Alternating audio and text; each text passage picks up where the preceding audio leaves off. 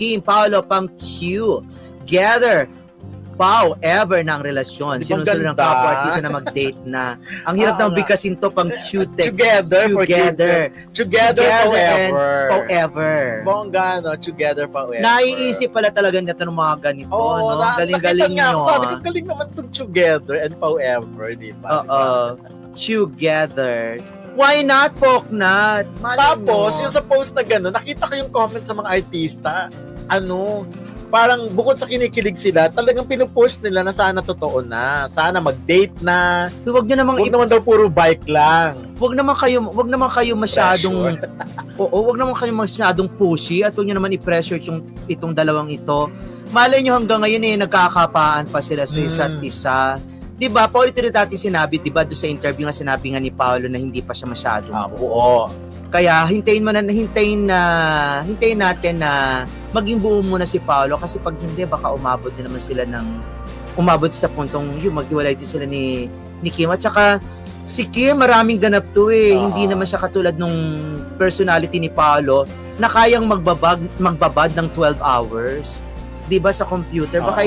Baka ito yung maging sanhi ng hindi lang pagkakaunawaan ni Kim. Ay, oo naman, di ba? Di ba? Parang katulad din ML ako, parang baka gano'n ang tanong ni Kim. O parang katulad nung ex ni Kim, di ba? Na ang dami-daming gustong gawin sa buhay, ang dami-daming gustong subukan, na to the point, parang nakukompromiso na kung ano ba yung talagang future nila.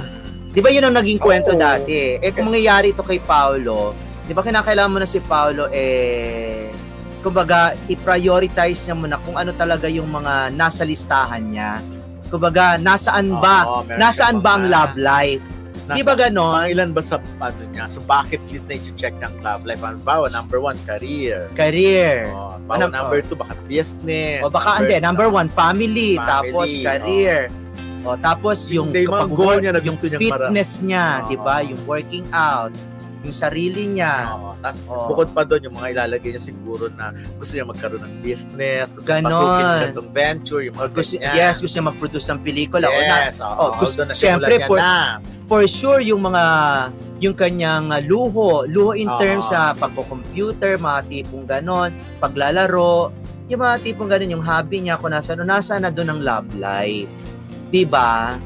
Tingin mo, ako siguro number kung gagal pwedeng nasa number 2. Ako hindi. Wala pa. Number 3 sa'yo. Wala pa. Kahit number 3, wala pa. Kahit number 3, wala pa. Yun nga yung sinasabi natin na parang... Ako number 1 kasi pinaghalo-halo ko na. And the rest, number 2. Malay nyo naman kasi parang talagang pinapakibagayan muna ni Paul yung mga bagay-bagay sa buhay niya. Na bago siya pumasok sa isang commitment, dapat talaga nakatutok siya doon. Kasi syempre, una dyan yung career di ba? Yung career, hindi naman natin pwedeng... Yun naman talagang buhay. Gawin ang love life ang pinakauna. Family. Diyos, sabihin natin Diyos. Kung meron man ganun si Paolo, Diyos, di ba? Yung kanyang religion, yung parang automatic naman yung mga ganun. And then, yun nga, family. And then, career. Minsan nga, family na nako-compromise, di ba, pag sa trabaho. Bawa ikaw, anong goal mo in life? Halimbawa, number 1 siguro, sasabihin ni Paolo yung mas mag-focus pa sa career, mag-produce, goal in life, tinatanong career talaga. Tinatanong mo ba ako para kay Paolo o sa atin? Tapos lang kailalagay yung relationship. And then mag-asawa by this year. Ganun yung goal niya in life So, for now, wala pa sa number 1 yung pag-aasawa. Wala pa. Kasi yung pangalaw ini-enjoy ni Paolo, di ba? Nabigyan siya ng mga ganitong project na nabigyan siya ng mga ganitong project na hindi niya kinakailan ng masyadong pang-award-winning na acting. Do talaga naman pag umarte naman itong si Paolo, award-winning acting at tumulubog ako. At nagkaroon siya ng napakarami niyang mga endorsements sa panahon ngayon. Correct. Hindi ba yung mga ganon? So ini-enjoy mo ni Paolo at nagkaroon na kasi siya nasilat na kasi siya ng bonggang-bongga sa kanyang love life. So parang, sige, anuhan muna natin, take it easy. Take a backseat muna mga ganito. Pero hindi natin masabi, di ba? Baka naman meron na silang understanding ni Kim, pero wala wala pa lang sila doon sa tinatawag nating commitment na seryosohan. Yung serious talaga to the point na tayo talaga magkasama everyday, yung talagang mga ganon. Pero kaya na syempre, lagi yung time frame ng babae yung sa lalay. Diba?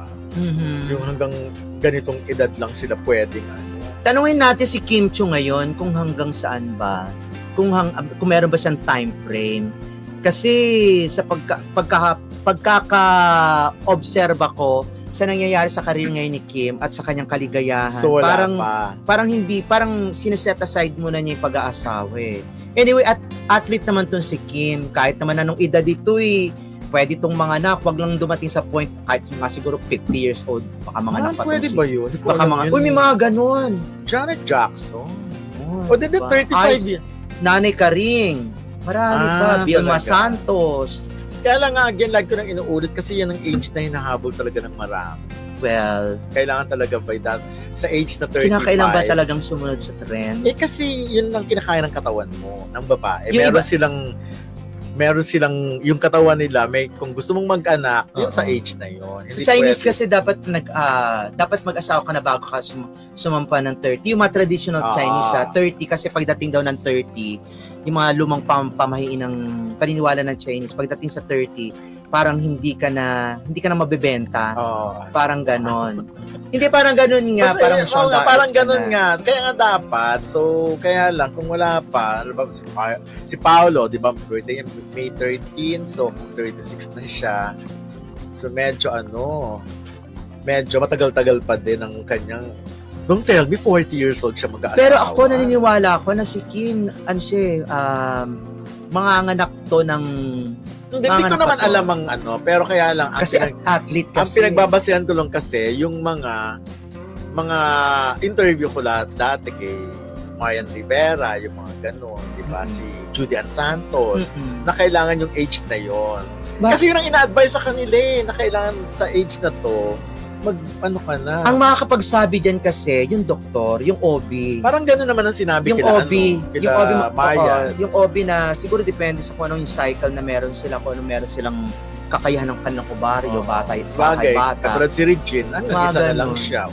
Yes. So, Kim, parang wala naman siyang gano'n na siguro ideal niya lang na mga anak na mga ganitong edad dahil gusto niya siguro na maalagaan ng bonggang-bongga yung mga anak niya. Pero sa ganda kasi ng karir ni Kim, parang ang hirap naman mag-asawa ng maaga. Mga 40 years old siya mag-asawa. Hindi 5 years pa from now. Ayoko naman pangunahan si Kim, pero kung saan siya magiging masaya, kung saan niya feel na gusto talagang mga anak, Tsaka sa panahon ngayon, hindi mo dapat pinipressure talaga ang babae kung kailan nila gustong mag-asawa at magkaanak. Kasi katawan naman nila yan, buhay naman nila yan. Kaya lang nga, syempre yung mga fans, natutuwa sila na by this time, kasi alam mo na, nagko-compute na. Kung mag-aasawa si Kim ng 40, by 60, 20 years old na yung anak niya. O nakapagdibo na, nag-graduate na ng college, 60 na siya. Yun sa lalaki kasi, ang hinahabol nila, makalaro pa ng basketball. Makalaro ng basketball, maturuan pa ng mga sports, mga ganun, mabuhat pa. Makasabay sila. Oo. Yan yung pinaka-goal kasi ng mga millennial ngayon. Pero kung tutuusin doon sa mga busy mga tao na meron silang ibang priority sa buhay at meron silang ibang gustong makuha in life, like siguro pagpayaman pa o maging sumikat pa or kung ano man, makabili pa ng mga ganito, mga ganyan-ganyan. So, may ayos pa yung buhay ng mga mahal na sa mga pamilya nila, mabila ng bahay, mga ganyan, et cetera, mga ganon. Para yung pag-asa, pagkakaroon ng anak, hindi nila bet. At meron isang artista, hindi ko alam na, ayaw niya talagang magbuntis. Hollywood. Hollywood. Hindi, parang hindi niya kaya yung thought na meron naman talaga mga ganyan. Hindi lang kaya yung thought na mag-alaga ng bata. Parang dito rin sa Pilipinas may artista na ganyan. Na matali sa bahay, na kung saan sila pupunta dapat bit-bit yung mga bata, or kung hindi sila makaalis ng yun pala, na hindi sila, na pinoproblema nila kung sino ang magnanani o magyayaya sa kanilang mga anak, kaya hindi sila makaalis. Sabi niya ganon, sakto na siya na meron siyang mga pamangkin. Yung mga tipo gano'n, may mga ganong tao na ayaw na ng ayaw lang magkaroon ng anak dahil yun nga, yung role bilang nanay na 24 hours na kailangan nakatutok, mga ganyan. Ito sila Agot Isidro, di ba? O ilang taon na rin naman si Agot. Yung mga ganun talaga. Kaya iba na rin kasi kay Agot, di ba? Meron siyang problema sa meron kasi talagang yung parang yung goal, kasi si Judy Ann Santos, naalala ko dati, dalaga pa lang, na-imagine niya na nagda-drive siya ng car, tapos andyan yung dalawa niyang anak. Ganun talaga ang dream niya. Gusto nila parang Hollywood star. Eto nga, hindi, syempre kung ang fans naman, hindi, natutano lang kasi yung mga kapwa-artista mismo ang nagsasabi, natutuwa. Kasi sobrang kinilig sila doon. Di ba promo naman yun ng halo-halo? Akala talaga, sa unang tingin, akala mo talaga date, bike date. Ayun. So, turned out, kaya talaga yung sabi nila, sana totoo, sana ibang date naman, sana ganitong date naman. Nakakaloka, kinargahan nga yung commercial na yan, digital commercial na yan, ng engagement ring. Ayun. Nilagyan mo halo-halo ng engagement ring. Kaya nga, kung sana nga umaabot, kaya hindi mo nga masabi. Kaya, ganun talaga kadilulu. Oo nga, di pa umabot na tayo dun sa panganganak, pag-aasawa, priority, pang together, tsaka forever. Basta nandun tayo sa together, forever. Nag-viral kamakailan ang video ni Paolo Abilino na humalik sa kamay ng isang kandidata sa Binibining Santiago 2025 na ikinagalit ng ilang netizen. Ayon sa kanila, tila hindi maginoo ang aktor at hindi angkop ang kanyang kilos. Lalo na't kasama pa niya sa event si Kim Chiu. Ikinumpara pa siya kay James Reid na nag-serenade ng mga kandidata sa Miss Universe of Philippines 2025 at tinawag na klase ang ginawa ni James Reid kumpara sa ginawa ni Paolo. Samantala, ipinagtanggol naman siya ng mga taga-suporta na nagsasabing bahagi lamang ng showbiz ang ganitong mga kilos at hindi dapat gawing issue. Tulad ng mga naunang issue sa showbiz, tulad ng kontrobersiya sa national costume ni Joy Dacuron sa Binibining Pilipinas 2023. Ipinakita nito na ang iba't ibang pananaw ng mga tao sa mga kilos at desisyon ng mga artista. Mahalaga ang pag-unawa at respeto sa kultura at pananampalataya ng bawat isa upang maiwasan ang hindi pagkakaintindihan. Sa kabila ng mga kontrobersiya, patuloy ang suporta ng mga tagahanga kay Paolo Abilino at Kim Chiu na nagpapakita ng kanilang pagmamahal at pag-unawa sa mga artista. Ang balita tungkol kay Paolo Abilino na humalik sa kamay ng isang kandidata sa Binibining Santiago 2025 ay nagbigay daan sa iba't ibang reaksyon mula sa mga netizen. Habang may ilang nagbigay ng negatibong komento, marami rin ang nagdepensa at nagsasabing bahagi lamang ito ng showbiz at hindi dapat gawing issue. Ang halik sa kamay ay isang tradisyonal na kilos ng paggalang sa kultura ng Pilipinas. Marami ang nagsasabing hindi ito dapat gawing issue, lalo na't bahagi ito ng pagpapakita ng galang at respeto. Ang mga ganitong issue ay nagpapakita ng iba't ibang pananaw ng mga tao sa mga kilos at desisyon ng mga artista. Mahalaga ang pag-unawa at respeto sa kultura at pananampalataya sa bawat isa upang maiwasan ang hindi pagkakaintindihan. Ang issue ukol sa halika sa kamay ni Paolo Abilino sa Binibining Santiago 2025 ay nagbigay daan sa mas malalim na pagtalakay sa mga pamantayan ng pagiging maginoo at ang papel ng mga artista sa mga pampublikong kaganapan. Sa industriya ng showbiz, ang mga kilos ng mga artista ay madalas na bahagi ng kanilang pagganap. Ang halik sa kamay halimbawa ay isang tradisyonal na kilos ng galang na kultura ng Pilipinas. Gayunpaman, ang interpretasyon nito ay maaring mag-iba batay sa konteksto at pananaw ng mga manunood. Mahalaga ang pag-unawa sa iba't ibang pananaw ng mga tao. Habang ang ilan ay maaring makita ang kilos ni Paolo bilang isang pagpapakita ng galang, ang iba naman ay maaring magbigay ng ibang interpretasyon. Ang mga ganitong issue ay nagpapakita ng kahalagahan ng komunikasyon at pag-unawa sa kultura at pananaw ng bawat isa. Ang social media ay may malaking papel sa pagkalat ng mga opinyon at reaksyon ng mga tao, habang ito ay nagbibigay ng plataporma para sa malayang pagpapahayag.